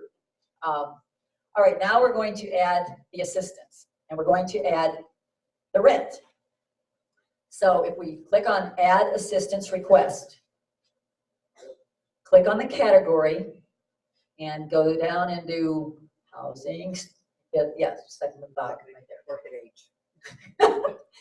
Then we'll do the drop down on resource, and it's going to be rent. Could be mortgage. There's a list, okay. And now the amount was $300. You don't need to put the .00. Just put 300. And now the account number. Typically there's not an account number, but you might want to put their name, apartment number, or something. A lot of times that's how they link them up with housing. So you put apartment 30 because they're going to have the address. Oh, good. And one group says that where they put the caseworker name is they put it in other. So that if there's a question about who the caseworker was, that other is a free-form field. It might be a note for you to send to your treasurer. So, all right. So if we go next. Okay, we're going to request a check. So we do the drop down and we click next, or we could just do Y. All right, this has brought it in. Now, the account holders, this is going to be especially important for utilities, but you also probably want to know, let's say maybe it's in Jean's name. So let's put her name there with an NNE.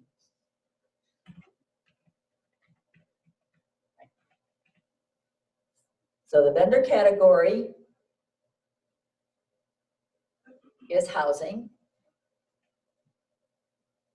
Now, if we do a drop down, if we look in vendor, let's see if they're in there.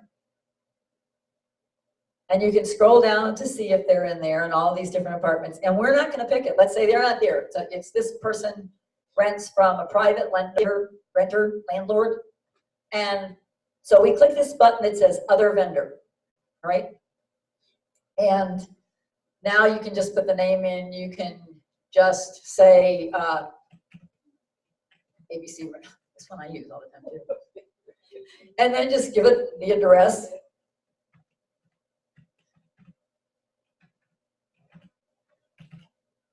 And the city. Yeah, you can put whatever. Make it real, or sort of. Oh, well, Oh, you were typing city? I was, yeah. Yeah.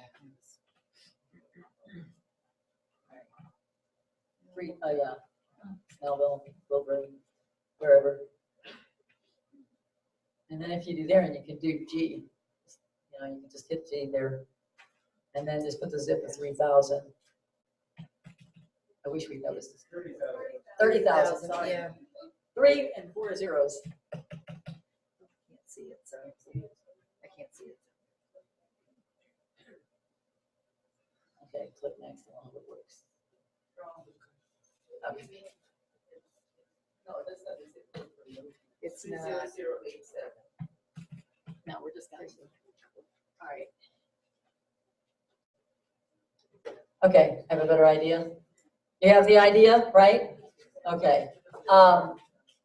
Unclick that, the other vendor, Okay, and deselect that. Select a vendor and just select any one of them so we can move forward. Don't do that in real life. You have to fix it, but this is so we can keep on going. Okay, this is information. This is for you to check it. Then you click next. What does this say? zip code.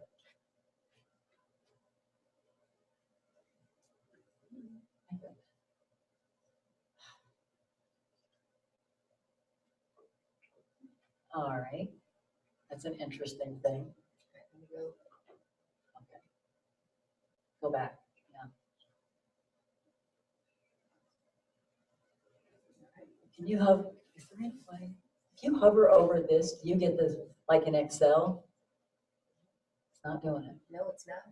Hey, Yes, bottom right of your corner, drag back, there you go, drag that to the left. this, oh, this, Sheriff, right there. right Right here. there. Drag that to the left. Yeah. No, pick up the drag. Pick up that Right thing, here. just drag it to the left. Get down in Here here. I am. Yeah, right, you gotta catch it. Hold it down, Okay. drag. There you Yeah, go. there you go. Stop. Now go over to the far right on the Over here. view pane, There you go. It's drag opened that up to now. the right. There you go. Okay. So let's go through it again. Thank you. So we can, thanks, John.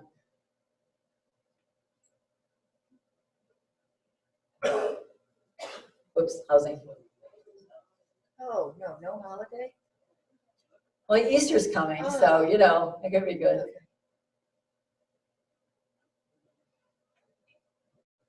Okay, so that was 300, yeah. All right, almost done, folks. Okay. Yes, any questions? Okay. Yeah. All right. So for right now, yeah, just do a drop down. Go ahead and do the vendor category, which is housing. Yeah. And we're going to do the drop down simply because we're going to quickly add some. If somebody had a question about food banks or Kroger certificates or something, we're going to show you how to do that. Okay. Yeah, just any of them. Yeah. And now click next. Okay. No, it's right here. It's Okay. every question. Okay. I can't read the message. Okay. Right, it's check the question, yes. Okay, yes. Okay, so now we click next. The question, there's a question. It was to put in the name, yes. We had to put in check, yes. Yes, what I want to know, we usually get assigned cases, we go by case numbers. Yeah, I'll show you how, as soon as we finish this. Okay, all right, so now we're going next. You know how, you saw how we put in the name before, so we're gonna, okay. And now we do the date. Now this means you call the vendor. You check and make sure that it's valid. You check and make sure if you've been given an eviction date or a cutoff date, you need to get the information. The bills aren't exactly accurate all the time. So you can get your account numbers for the bill. You need your client. As you know, I'm sure all of you know, you need to have your client contact the vendor and give them authorization to talk to you. And sometimes you're there and sometimes you're not. Walton Electric and I are getting to be really good friends. All right, again, this is the day that you verified it, that you actually verified it. So, and so you can just put whatever, was the 27th, okay. All right, and then you want to click housing. You want to put the exact category that the assistance is. It's listed, so you pick one of those. And so now we go, okay. All right, this is where you can check it. This is the check request verification. So this is to verify the address and everything. This is your last chance before you request the check to make a change. And where there's this little button that says edit, that's your chance that you can do it, okay? All right, so we'll click OK.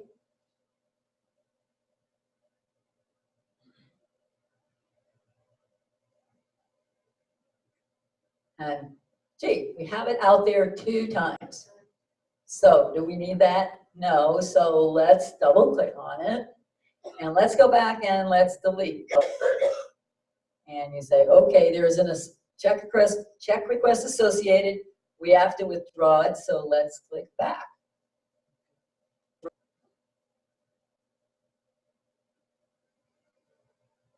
All right, let's go in there and you should withdraw.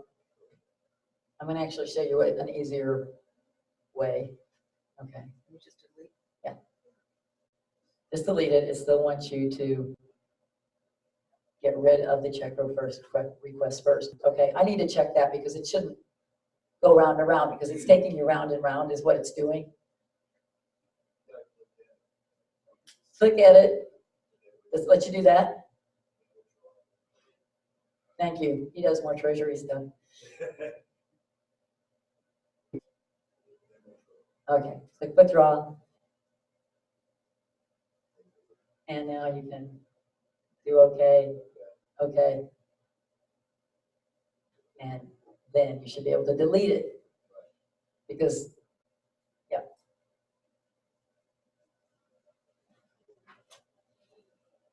Okay.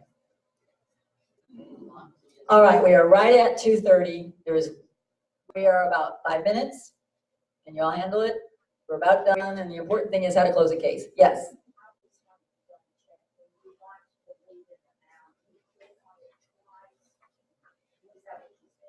No, you click on edit. If you want to change an amount, you just highlight the amount, and then you just overtype it to change an amount. Yes. Don't hit backspace. If your screen disappears, don't hit backspace. That is something, John, that we've had problem. You know, we've heard a couple times this browser issue. Okay, I'm an intake person, but some of this information that is coming up with is the casework. Right. Okay, now, can I put information in and then get the information from the client about the money and everything? Can I get to that screen, or do I have to fill out all this other stuff before I get there? You know, can you jump from one page to another, or do you have to fill things out in order? In casework, Intake. in intake, you can jump back and forth. As once you're into household and that client profile pops open, then you can move back and forth. Like I want to put in where the utilities or what they're requesting and everything. Right. Yes. I can get there without putting in the money. From intake. From intake. Yes. You want to go into request details, right? Yeah, well, basically, yeah. But that's why you're still in it. Once you're finished with intake, you don't go back to intake. Everything's done in casework. Well, that's, I mean, like I do some of the work that actually is in the case, but, you know, we do it to help the caseworker out with their information. And I'll sometimes call Okay. the utility company or the landlord. Okay. Because some people have to leave, and the one thing so I have time afterwards if you want. Yeah, she's triaging. Yeah. So, yes. If for some reason case goes to unassigned case, is the CMS set up to assign the case? It'll be in the list. It will be in an unassigned list. If a person will go in and pick it from the list, and then they can accept it, yes. All right, the one thing, since people are beginning to need to leave, is I think what we need to do very quickly is you pay it, the treasurer pays it. So what we have is we have a check request for $300, right? Go ahead and click next, because this is probably the most important thing at the end of it. All right, we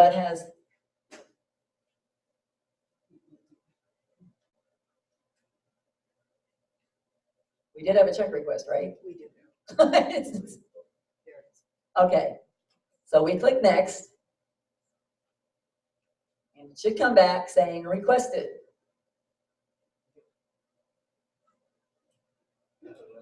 Okay. You don't need to select it. You only need When to, you delete it, might have been the wrong one. No, they were both the same. it would have been both the same, but They're then you both should the only same. get one line.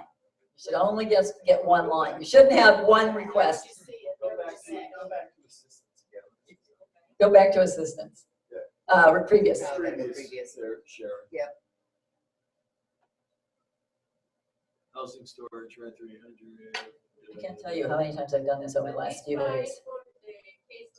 Yes. This part is for this is for the caseworker, this part. Yes. Right, yes.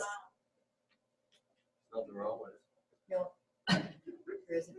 Go down, try clicking on the transaction. So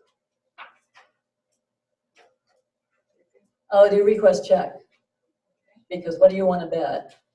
Now let's see what happens. We did. Do verify, let's try it again. Yeah, we verified it on the 27th. Okay. While they're doing this, All right, we did all this. Yeah. Okay. once you check next and you get to the checks tab, it should show you the check request And there's, and show that it's requested. see, and then we went down and we did, Century. Yeah. Okay, Okay, we did okay, and okay. and then okay. Because remember, we removed one. We did, and it's probably, no, it's not that. Okay, now click next.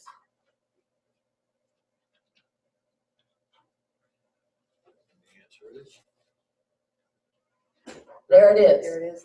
All right, so I think when we pulled one back, it took them both out. So anyway, requested, now what's happened is it has gone to the treasurer. Okay, if you can simply go back to the home screen really quickly, we're gonna pay it as a treasurer so we can show you the Go back to closeout. home. Go to home. And what you wanna see is new check request, click on that. Up at the top, click that. Okay, that's Ivan's, click approve. Okay, you've got to put in the check number, put in any number, and it'll use letters under in the left column, right there.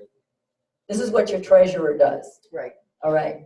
Then you have to drop down for a select, and you put just put today's date like it got mailed to. Just put mailed, and then you have to put a date. Then you go click approve. And then what's going to happen, as long as your email address is right on your profile, you're going to get an email address saying that it's been acted, check request has been acted on. Okay, let's go back up to home. Sorry, I'm running through this pretty quickly. Okay, now you would go to check requests. Let's do check requests right there. Okay, go down to the one that shows paid. We'll just go in here. Right here. Okay, click on that. Sorry, go exit. It's totally out of sequence, so go to my cases. Let's go back, up to home. Go to my cases. You should actually get an email that will take you to the screen, so go back to Ivan. Second one. And it's going to take you to probably, right, checks. What you would do is go to follow-up.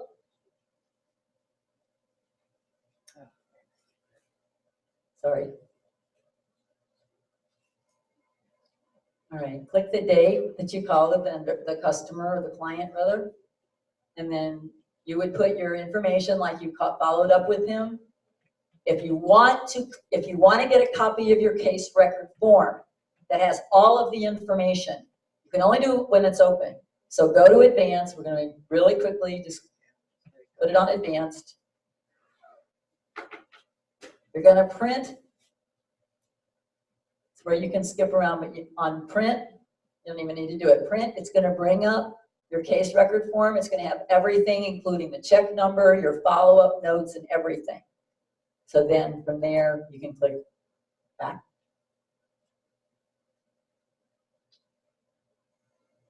And now you click done.